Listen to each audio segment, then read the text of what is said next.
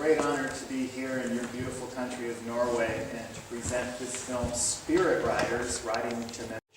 And so I started exploring that, doing some soul searching, and found myself in Indian country and hearing beautiful stories and seeing great spirit in people. As you're about to see in this movie, there's many American Indians that still take on environmental and social causes and issues. They see history completely differently than what we're taught in mainstream America. So the contrast is great. And submerging myself into part of my heritage I knew nothing about was very eye-opening, and I wanted to bring that forth, and so I made the film you can see today, Spirit Riders. And I was on and off in the Ojibwe Nation. That's in Wisconsin. That's actually where I grew up. Spent a lot of time with the Ojibwe. They're up around Lake Superior, very far to the north. And then a lot of the people there, they do ceremony out with the Lakota out in the Great Plains.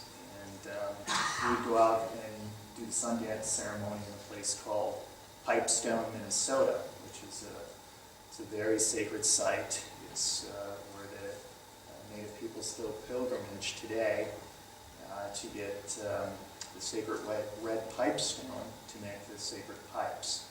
And so every summer, many Native people come there, and their sun dances and other ceremonies are held there. So I participated in a lot of the ceremonies for quite a while. And this film just kind of emerged organically. I didn't decide I was going to make a movie. It just spending time and especially being involved in the ceremonies it really fired up my spirit to create this movie. As you're going to see in this film, the sacred horseback rides. Riding horses to sacred sites and the ride to Wounded Knee, which you're going to see. The ride to Wounded Knee in 1990, the 100-year anniversary of the Wounded Knee massacre, that was a very significant event for many Native people. And the horseback rides were a way to reconnect with Native culture and a way to empower yourself.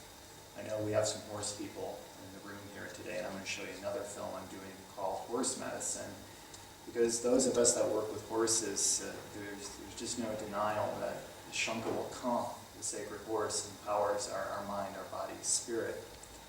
And so, I experienced that, I lived that, and I saw it in many of the people that were participating in the rides. And so you'll see some of that in the movie too. And as I was completing Spirit Riders, I had the idea to make this other film called Horse Medicine, which focuses on the medicine that the horse gives to us, the human being. And I'm in production on that film right now, and I'm actually shooting some of it here in Norway, and had some great location shoots here this summer, and we hope to have the first show of that done in a couple months.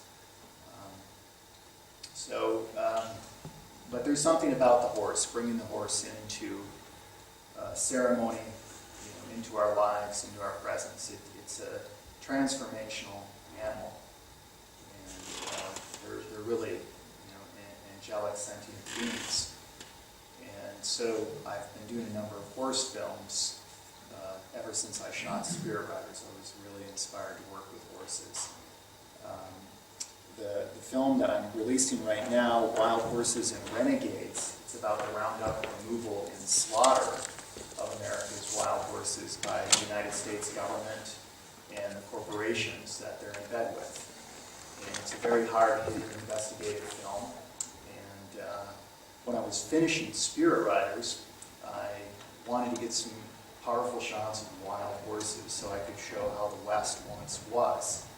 So I had to get a filming permit from the government agency, which is the Bureau of Land Management, known as the BLM. And the BLM owns millions and millions of acres in the American West. And basically what the BLM is doing now is they're selling off our public lands to the highest bidders. And the highest bidders are oil, gas, and mining companies. And the wild horses are one of the last vestige of wildness that's in the way out there. So a lot of the horses are being rounded up and removed right now. And I found it very ironic that I went from Spirit Riders, which is a film about genocide, to the American Indians. I found myself in a modern-day genocide that's being committed to America's wild horses. The similarities are exactly parallel in what's going on. And like they say, projects pick you, you don't pick them. So anyhow, why don't we take a look at Wild Horses and Renegades. We'll look at the first 5 minutes of it. The wild horse is a symbol not only of the American West, but of America itself. Over the last 100 years, the population of wild horses in America has dropped from roughly 2 million down to less than 30,000. And if something doesn't change, many believe these amazing creatures will soon disappear forever. We've got ranchers and we've got oil drillers, and the horses are what get sacrificed when it comes to the land. We need to remind Americans that the public land is our land and should not be sold to the highest bidder. I just think it's important you take care of your horses. These are living things who have a right to coexist. Let's do something about this. It's a symbol, I think, of our freedom. It's a symbol of the cowboys' freedom. It's just hard to believe that they want to euthanize these creatures. If any of these politicians visited these sites, I feel like there would be a different approach to what's happening. If the public could view what was being done to wild horses, the public would stand up and take action.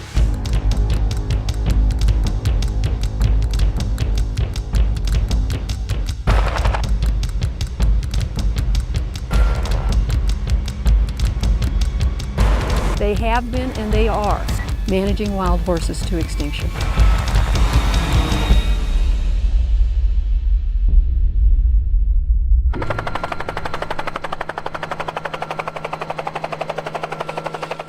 That I'm currently fighting. I have filed a lawsuit against the United States government.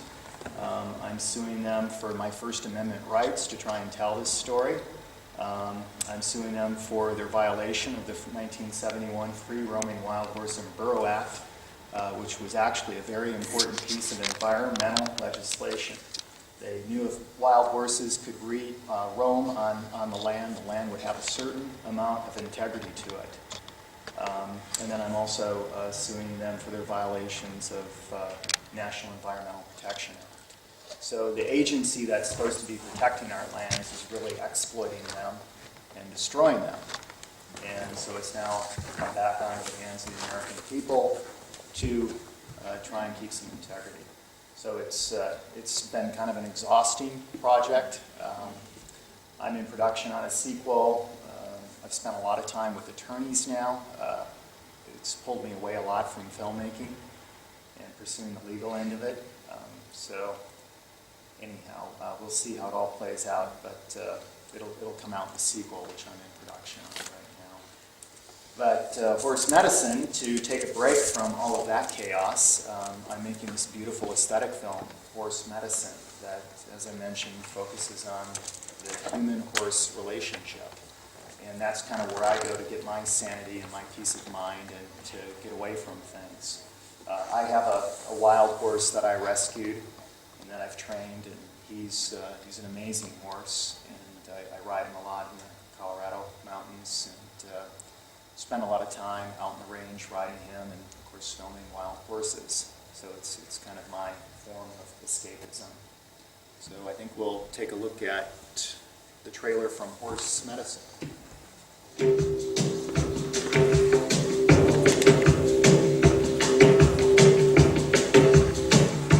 Animals have always had a way of healing.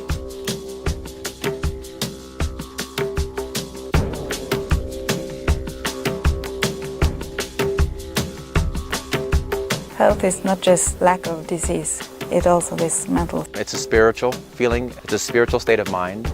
It's something that only the horse can give you. It's very strong medicine, it's very powerful medicine.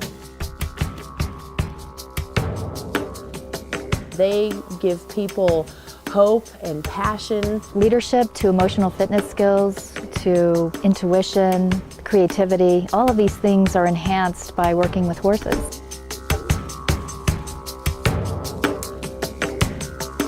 I don't talk to horses. The important part of a conversation is the listening. So I would rather it be called a man who listens to horses. When I started out, I was highly skeptical, and I've become more and more convinced by what I see, and now I'm trying to provide the scientific evidence.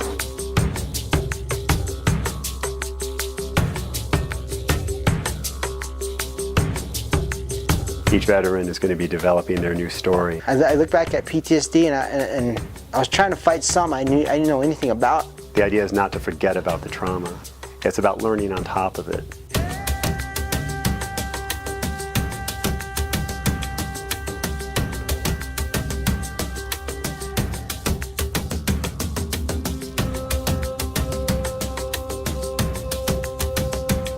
We have to realize that these animals are here for a reason. Horses are messengers. They're the bridge between the spiritual world and this world. You reach a place of enlightenment on the back of a horse.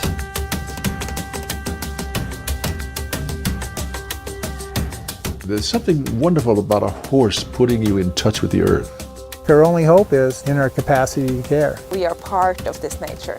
We're not the rulers of the nature. It all begins inside. I really am living with the land, and I thank God that I'm here on the land, because if I wasn't, I'd be completely crazy. Everything has a spirit, and this is why we have to take care of everything around us. It is all about compassion. It's about viewing this planet as something that we visit, we don't own it.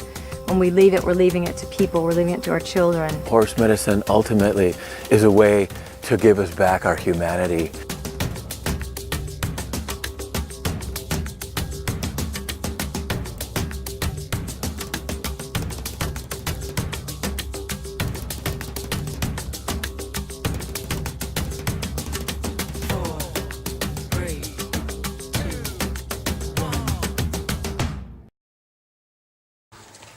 And you can see some locations from Norway in there. So it's big American Western locations and some really big, beautiful Norwegian locations.